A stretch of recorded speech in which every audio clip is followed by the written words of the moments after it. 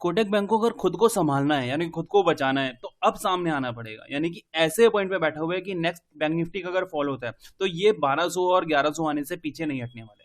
Detail में बात करेंगे यहाँ पे। एग्जैक्ट अगर देखा जाए लास्ट काफी टाइम से कोटक महिंद्रा बैंक जो है वो अंडर परफॉर्मेंस काम कर रहा है।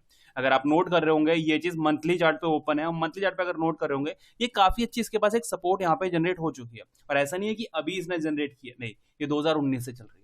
2019 से ऊपर जाने की कोशिश कर रहा था, ये नहीं जा पाया। एक बड़ा फॉल कोविड की वजह से यहाँ पे देखने के लिए मिला था।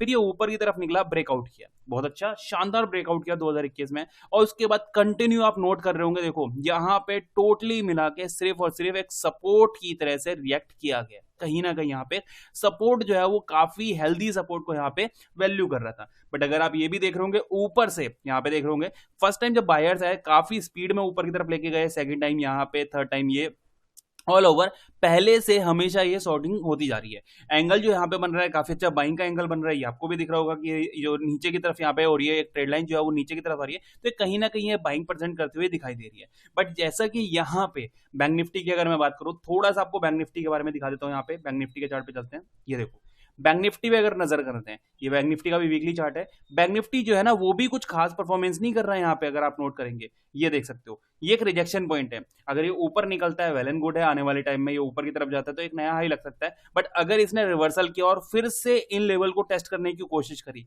तो चांसेस है कि ये ब्रेकआउट हमें मिल जाएगा। यानी कि ये 50,000 के नीचे फिर से अगर निकलता है तो ये सपोर्ट सपोर्ट सपोर्ट, और अब अगर नीचे आता है तो ये सपोर्ट ब्रेक करके, ये ट्रेड लाइन ब्रेक करके एक बड़ा फॉल जो है आपको देखने के लिए मिल सकता है। तो नजरें बना के रखना, अगर बैंक निफ्टी में फॉल आता है तो फिर यहाँ पे कोटक बैंक जो है हो सकता है कि आने वाले टाइम में 1200 तक जाने की कोशिश करे। अच्छा, अब इसका पॉजिटिव वे समझते हैं कि अगर ये ऊपर निकलता है तो हमें यहाँ पे मौका तो नहीं छोड़ना चाहिए ना। हाँ, मौका पकड़ना है, हमें कैसे पकड़ सकते हैं उसको थोड़ा डिटेल में समझते हैं। तो मंथली चार्ट से एक बार वीकली चार्ट पे आते हैं। यहाँ देखिए वीकली चार्ट पे अगर नजर करते हैं तो हमें यहाँ पे वो पिक्चर तो नजर आ ही रही है जो हमने थोड़ी देर पहले बात करी है। यहाँ पे तो इसका फॉल है, ये फॉल है, यहाँ फॉल है, कंटिन्यू ये जो ऊपर के पॉइंट है नीचे की तरफ आते हुए दिखाई दे रहे हैं। अभी एग्जैक्ट अगर देखा जाए लास्ट वीक की अगर बात करें, लास्ट वीक भी यहाँ पे कुछ खास परफॉर्मेंस नहीं की हुई है। एक नेगेटिव पॉजिटिव है वैसे कैंडल तो, बट नेगेटिव ही काम कहेंगे कि नेगेटिव काम किया है, क्योंकि last week Nifty bank Nifty ने काफी बढ़िया काम किया हुआ था। बैंक निफ्टी ने बहुत शानदार काम किया था, उसके बावजूद भी कोटक महिंद्रा बैंक कोई खास काम यहाँ पे नहीं कर पाया। तो वीकली चार्ट पे कुछ खास दिखाई नहीं दे रहा है। डेली चार्ट पे चलते हैं सीधे।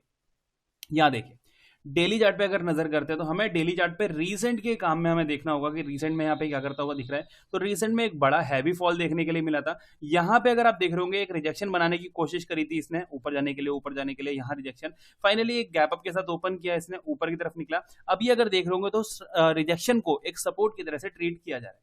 मैं परफेक्ट यहाँ पे अगर एरिया ड्रॉ करके दिखाऊं आपको, ये यहाँ देख सकते हो, ये वाला एरिया यहाँ देख रहे हैं आप, ये वाला एरिया, और इसको पीछे की तरफ भी लेके जाओगे ना तब भी यहाँ पे आपको काफी अच्छा यहाँ पे देखने के लिए मिलेगा। ये देख सकते हो सपोर्ट सपोर्ट सॉरी रिजेक्शन, यहाँ रिजेक्शन, फाइनली ब्रेक करके एक सपोर्ट की तरह से ट्रीट करने की कोशिश कर रहा है, ट्रीट करने की कोशिश कर रहा है। ठीक है, ये चीज ध्यान रखना। मतलब ऑल ओवर अगर देखें तो यहाँ पे डेली चार्ट पे जो यहाँ पे नजर आ रहा है कि एक सपोर्ट के ऊपर काम कर रहा है। अब बात यहाँ पे शुरू होती है कि अब अगर यहाँ पे ट्रेड करना है हमें तो बाइंग के लिए हम कहाँ देख सकते हैं। सेलिंग के लिए तो आप सीधे सीधे यहाँ पे देखना, इन केस अगर फ्यूचर में नेक्स्ट आने वाले टाइम में यहाँ पे 1600 के नीचे का रहेगा तो फिर दिक्कत शुरू होने वाली है। तो यहाँ से एक दिक्कत जो है आपको देखने के लिए मिल सकती है।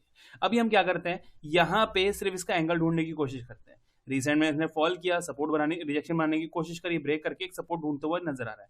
अभी सबसे पहले यहाँ पे जो रिसेंट की जो छोटी सी रैली करी है इसने, ये वाली, इस रैली को हम यहाँ पे बॉटम टू टॉप 50% लगा के देखते हैं तो हमें यहाँ पे एक एंगल दिख रहा है। कौन सा, ये है हमारा, क्या पॉइंट है ये, 1740 यानी कि 25 पॉइंट नीचे एक सपोर्ट हमारे पास ये जनरेट हो रही है। ठीक है, दूसरी बात, इसको फीबो को हटा देते हैं यहाँ से।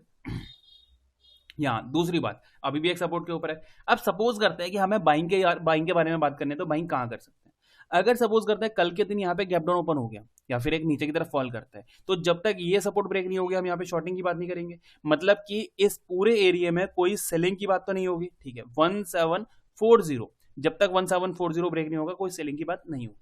ऊपर की बात करते हैं, बाइंग के लिए कहाँ देख सकते हैं। तो अभी अगर एंगल देखें, इसने ऊपर की मूव लगाई, एक रेड कैंडल, थोड़ा सा रिजेक्शन फेस करके, फिर ऊपर की मूव लगाई, फिर थोड़ा सा रिजेक्शन फेस करके अगर ये ऊपर निकलता है तो हमारे पास ये वाला पॉइंट है जिस पॉइंट के ऊपर ब्रेक करने पे हम यहाँ पे एक हायर हाई फॉर्मेशन में ऊपर जाता हुआ हम देख सकते हैं।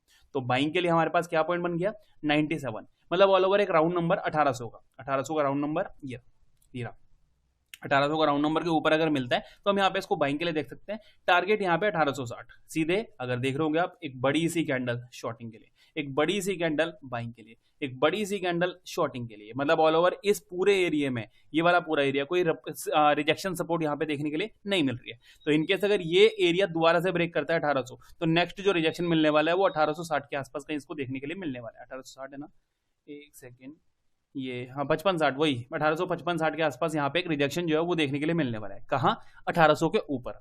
यानी कि 1800 के ऊपर अगर राउंड नंबर के ऊपर निकलता है तो हम यहाँ पे इसको डायरेक्ट बाइंग कर सकते हैं। ठीक है, पहली चीज।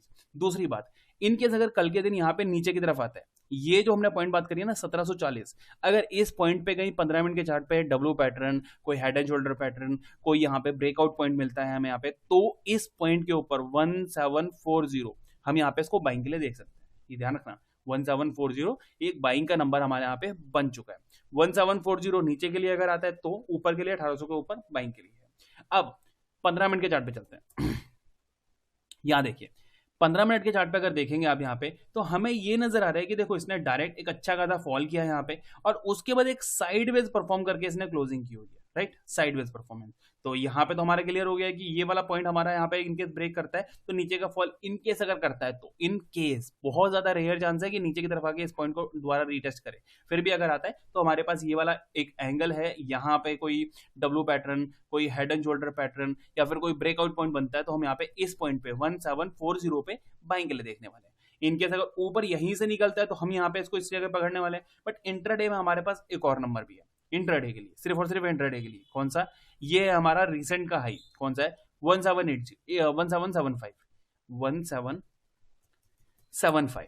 इनके 75 ब्रेक होता है तो चांसेस वेरी हाई कि ये ऊपर जाके 94, 95, 98 ये नंबर टेस्ट करता हुआ दिखाई दे। मतलब कि जैसे ये रिजेक्शन क्रॉस करता है तो सीधे इसका स्टॉप जो है वो इन एरियो में दिखाई दे। ऑल ओवर सीधे सीधे वीडियो को पूरी तरीके से एक लाइन में कन्वर्ट करते हैं। शॉर्टिंग की बात कहां करेंगे? 1740 के नीचे। बाइंग की बात इंट्राडे में 1775 के ऊपर बाइंग हो सकती है।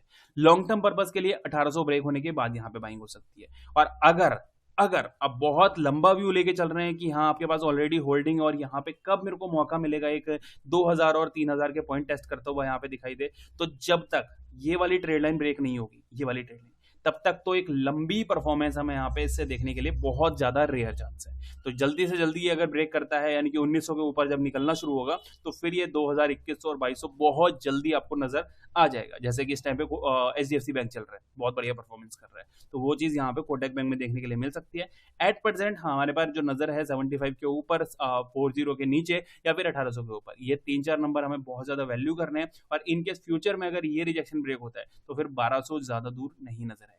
देखते हैं बाकी कैसे काम करता है कल के